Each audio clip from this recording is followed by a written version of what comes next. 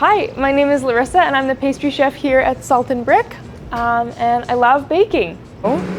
I make sourdough here every day. It's like definitely not pretty. I've been baking since I was as young as I can remember, like 3 or 4 with my grandma, and then I finally decided to take it a step further by going to SAIT, and I took the Baking and Pastry Arts program at SAIT, and I loved it, and now I get to bake cookies every day and I get paid to do it, which is really fun. So I know that the holidays can be really stressful sometimes for people baking, and you feel like you have a lot to do and it can kind of get a little crazy. So I have a few tips and tricks up my sleeve that I'm happy to share to make your holiday baking a little more fun. I have 5 tips for you today.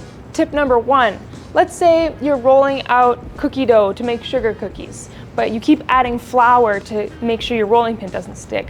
Wrong. You should use parchment paper. I like to roll my cookie dough between 2 sheets of parchment paper, lifting it up every once in a while so that it doesn't stick, and that way you're not adding extra flour to your dough and drying it out. By adding extra flour to your dough is going to become crumbly and really hard to work with, and the cookies are going to turn out dry as fuck, and you don't want that. You want nice tender cookies and a tender dough that is easy to work with.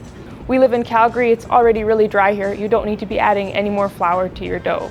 All right, tip number 2 is use a cookie scoop. Now, a cookie scoop is also the same as an ice cream scoop. You can use an ice cream scoop to scoop your cookie dough for those drop and scoop cookies, and that way you get the same shape every single time and they all bake evenly.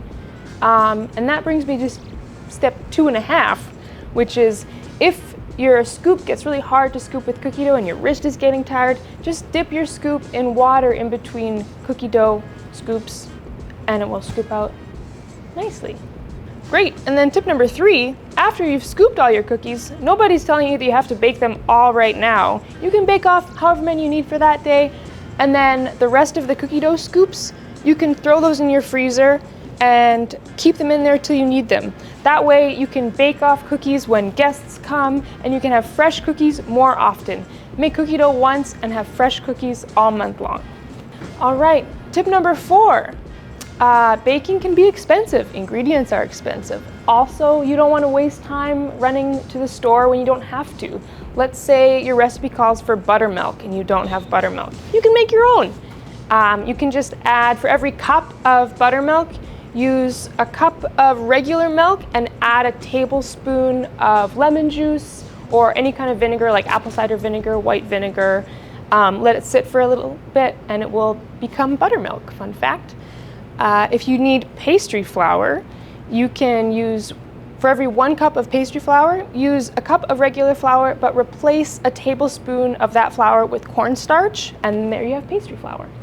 And my favorite, if you need brown sugar, and maybe you ran out of brown sugar, maybe the store ran out of brown sugar, that's happened to me. You can just take regular granulated sugar, mix in a little bit of molasses, a little goes a long way, and just massage it with your hands until you have your own homemade brown sugar.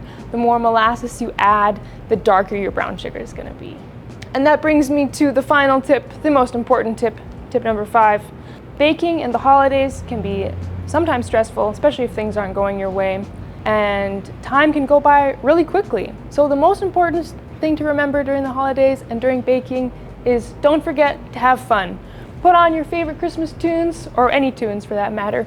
Tie up your apron strings and have a great time doing it. Remember to enjoy yourself and enjoy the season because it goes by fast. Great, thanks for listening. If you like these tips and want more, feel free to come by to Salt and Brick and say hi to yours truly. We've got lots of amazing food happening all the time. Our menu changes every single day, every single week. We've got new stuff happening, so it's always a good time here. And if you need any new tools or just like talking about cooking, go check out the guys at Knifewear. They're really awesome. Thank you. Oh, like and subscribe for more.